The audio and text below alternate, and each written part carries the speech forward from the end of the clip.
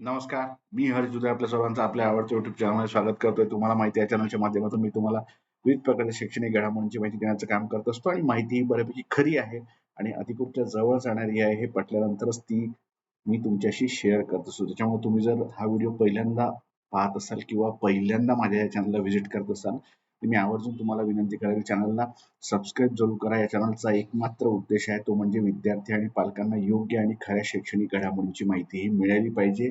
त्याचा फायदा विद्यार्थ्यांना कुठेतरी चांगल्या कॉलेजमध्ये चांगलं शिक्षण मिळवून कुठेतरी त्यांचं करिअर चांगलं झालं पाहिजे. त्याचप्रमाणे पालकांचे 4 पैसे वाचले पाहिजे. कमी शुल्कामध्ये म्हणजे जेवढं शुल्क आहे तेवढंच त्यांना भरावं लागलं पाहिजे आणि कुठेतरी 4 पैसे वाचून त्यांना सुद्धा थोडा फायदा झाला पाहिजे. अशा एका चांगल्या उद्देशाने मी हे चॅनल सुरू केलं आहे. त्याचप्रमाणे आपल्या समाजात तळागाळात अनेक आर्थिक दुर्बल घटकातील, वंचित घटकातील विद्यार्थी असतात. त्यांना अनेकदा योग्य माहिती मिळत नाही शैक्षणिक घडामोडींची. त्याच्यामुळे ते शिक्षणाच्या प्रवाहात कुठेतरी येऊ शकत नाही. त्याच्यामुळं ही माहिती शैक्षणिक घडामोडींची अधिकाधिक त्यांच्यापर्यंत पोहोचावी, या एका दृष्टिकोनातून सुद्धा मी हे चॅनल सुरू केलं आहे. त्याच्यामुळे तुमच्या सर्वांच्या सहकार्याची गरज आहे. त्याच्यामुळे तुम्ही चॅनलला सबस्क्राईब करा, अशी मी तुम्हाला आवर्जून विनंती करणार आहे. या चॅनलच्या माध्यमातून मी तुम्हाला शालेय शिक्षण असेल, उच्च शिक्षण असेल, तंत्र शिक्षण असेल, वैद्यकीय शिक्षण असेल, CET सेल कडून घेतल्या जाणाऱ्या विविध प्रवेश परीक्षा असतील, त्यांचे निकाल असतील, पुढची प्रवेश प्रक्रिया असेल, कॅप राऊंड असेल, कॉलेज कसे निवडायचे, पर्याय कसे भरायचे, शिष्यवृत्ती कशी मिळवायची, त्याचे अर्ज कसे भरायचे, विद्यापीठांच्या परीक्षा, त्यांचे निकाल, पदभरती परीक्षा, अशी सर्वांची माहिती मी तुम्हाला देण्याचं काम करत असतो. म्हणून तुम्हाला विनंती आहे, चॅनलला आवर्जून सबस्क्राईब करा, जेणेकरून तुम्हाला निश्चित शैक्षणिक घडामोडींची माहिती मिळत राहील आणि तुम्हाला त्याचा फायदा सुद्धा वेळोवेळी होईल. त्याच्यामुळं आपण सबस्क्राईब केलं असेल, मी असं गृहीत धरतो. आणि एका महत्त्वाच्या विषयावर आज तुमची संवाद साधतो. महत्त्वाचा विषय आहे, त्याच्यामुळं आवर्जून हा व्हिडिओ शेवटपर्यंत बघावा. आपण साधारणतः 10वी नंतरचे पर्याय याच्यावर बोलणार आहोत. 3 महत्त्वाचे पर्याय मी तुम्हाला सांगेल. तुम्हाला पटले तर आवर्जून त्याचा तुम्ही विचार करा. आपल्याला सर्वांनाच माहिती आहे की 10वीचा निकाल आता उद्या जाहीर होणार आहे. म्हणजे उद्या 27 तारीख आहे. दुपारी 1 नंतर तो 10वीचा निकाल जाहीर होईल. त्याच्यामुळे 10वीचे जे विद्यार्थी आहेत त्या परीक्षेला बसलेले त्यांना उत्सुकता आहे. मी 10वीच्या निकालाबाबत तारीख सांगितली ती तुम्हाला बघा, जुने व्हिडिओ काढून बघा. मी जी सांगितलेली तारीख आहे तेव्हाच जवळपास निकाल जाहीर होतोय. त्याच्यामुळं मी म्हणतोय की माझ्याकडून जी सांगणारी माहिती आहे ती अधिकृत असते, एकदम जवळ जाणारी असते. त्याच्यामुळं पुढचा तुम्ही तो संदर्भ लावायचा असतो. तर 10वीचा निकाल उद्या जाहीर होईल. जे विद्यार्थी उत्तीर्ण होतील त्यांच्यासाठी काही पर्याय आहेत. ते पर्याय आपण जाणून घेऊया. सर्वात महत्त्वाचं म्हणजे 10वीला जवळपास 16 लाख विद्यार्थी हे परीक्षेत बसतात. उत्तीर्ण साधारणतः 14 लाखच्या आसपास, 15 लाखाच्या आसपास होतात आणि पुढे काय असा प्रश्न एक साधारणतः सर्वांसमोर उद्भवतो. त्याच्यामुळं 3 महत्त्वाचे असे पर्याय आहे, मी तुम्हाला ते सांगणार आहे. एक म्हणजे 11वी.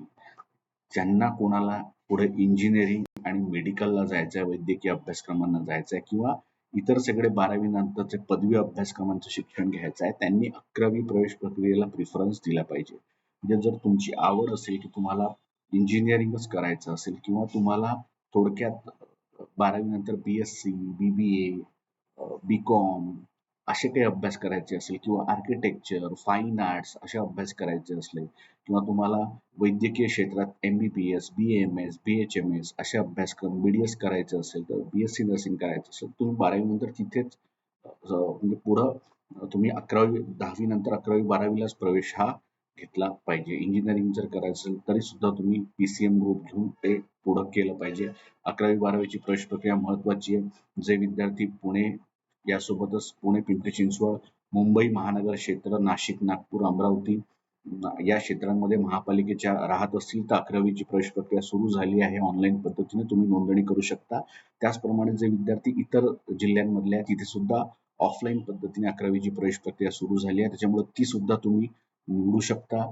प्रवेश प्रक्रिया सुरू झाली आहे. जवळच्या कार्यालयात तुम्ही तिथे जाऊन पाहू शकता आणि जे मी 6 महानगर सांगितले, पुणे, मुंबई, नाशिक, नागपूर, अमरावती, हे जे महानगर सांगितले तुम्हाला मी, मुंबई महानगर क्षेत्र झालं, पुणे, पिंपरी चिंचवड, इथे 11वीची प्रवेश प्रक्रिया सुरू झाली आहे.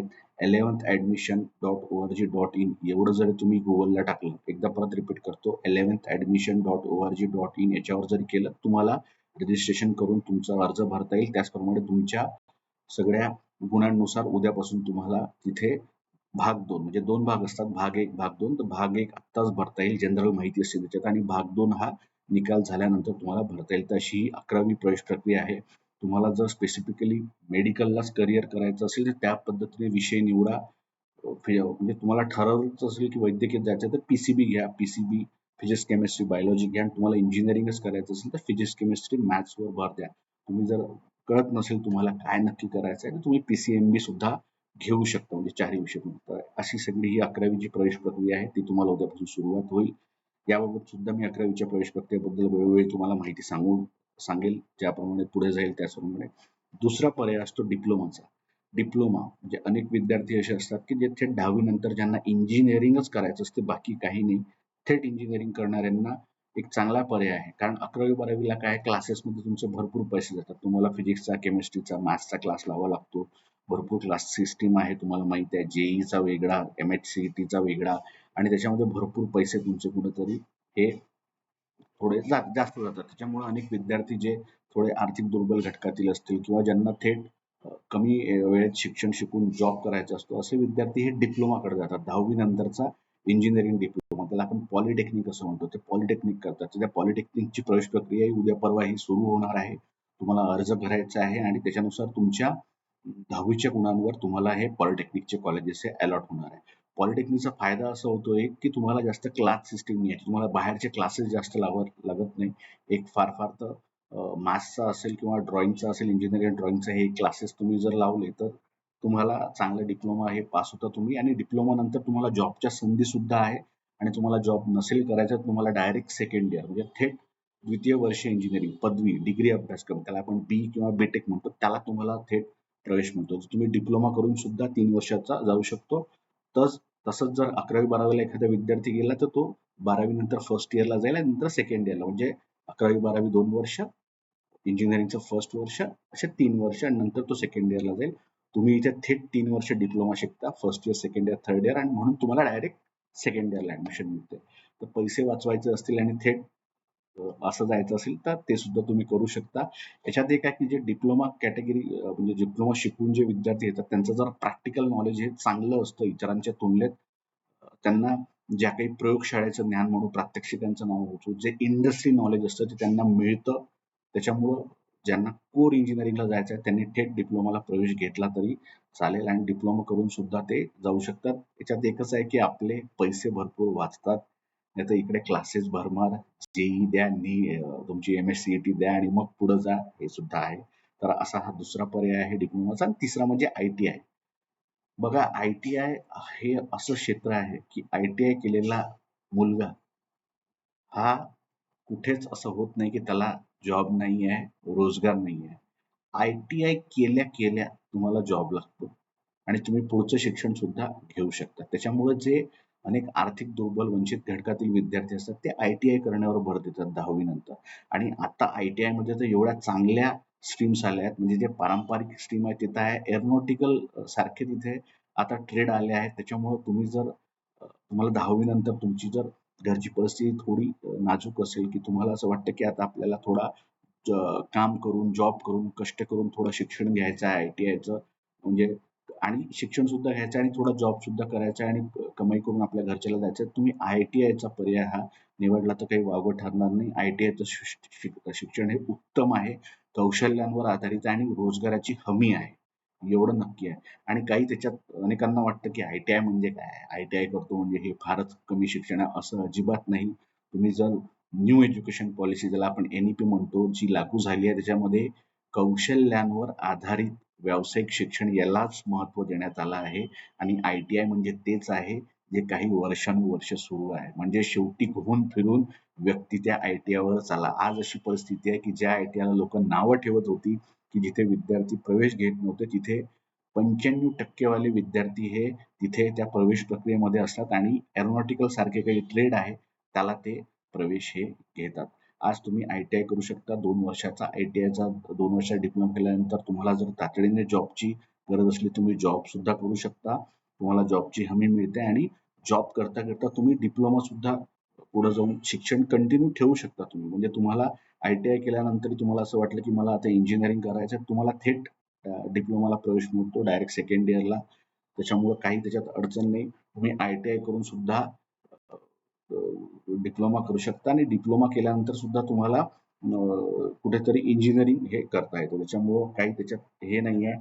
तुम्हाला 1 वर्ष डायरेक्ट सेकंड इयरला प्रवेश मिळतो आणि तिथून तुम्ही तो डिप्लोमा केला की तुम्हाला तिथून सुद्धा इंजिनिअरिंगला प्रवेश हे मिळतात आणि ITI भरपूर आहेत. म्हणजे सरकारी ITIची संख्या जवळपास 350-400 आहे महाराष्ट्रामध्ये आणि तुम्हाला कुठेही हा तालुका स्तरावर म्हणजे तालुका स्तरावर तुम्हाला सरकारी माध्यमातून ITI करण्याची संधी मिळते आणि प्लस तुम्हाला ₹500 महिना सुद्धा हा पॉकेट मनी म्हणा, काय विद्यावेतन म्हणा, तुम्ही काही त्याला म्हणू शकता, पण तसं ते स्टायपेंड म्हणतात. ते ₹500 तुम्हाला हे महिन्याला मिळतात. फी नाहीच आहे ITIला, नाममात्र शुल्कात आहे आणि त्याच्यामुळे जॉबची हमी आहे, कौशल्यावर आधारित शिक्षण आहे आणि पुढे जाऊन तुम्ही डिप्लोमा करू शकता इंजिनिअरिंगचा पॉलिटेक्निक आणि पुढे जाऊन तुम्ही शिक्षण सुद्धा इंजिनिअरिंगचं घेऊ शकता. त्याचप्रमाणे आता तर ITIच्या आधारावर तुम्ही BScला सुद्धा प्रवेश हे घेऊ शकता. पदवी अभ्यासक्रमांनाही प्रवेश घेऊ शकता. एवढी त्याच्यात आता बदल करण्यात आला आहे. त्याच्यामुळे तुम्ही जर 10वीत असाल तर आवर्जून या 3 गोष्टींचा विचार तुम्ही केला पाहिजे. तुम्ही आपल्या आजूबाजूला कोणी 10वीचे विद्यार्थी असतील किंवा आपले बहीण-भाऊ 10वीत असतील त्यांच्यापर्यंत हा व्हिडिओ पोहोचावा आणि माझी विनंती आहे की जे समाजातील अनेक 10वीत कष्टकरी विद्यार्थी असतात, जे काम म्हणजे जे ज्यांना खूप पुढे जाऊन शिकायची इच्छा असते पण त्यांच्याकडे पैसे नाही आहेत किंवा हे नाही आहे, तर त्यांच्यापर्यंत सुद्धा हा व्हिडिओ जाऊ द्या. अनेक जे 10वी ला बसलेले विद्यार्थी आहेत त्यांच्यापर्यंत जाऊ द्या. त्यांच्या पालकांपर्यंत हा व्हिडिओ पोहोचवा जेणेकरून हे 3 विषयांचा ते हा विचार हे आवर्जून करतील. याच्याबद्दल तुम्हाला आणखी काही माहिती हवी असल्यास तुम्ही आवर्जून मला कमेंट करू शकता.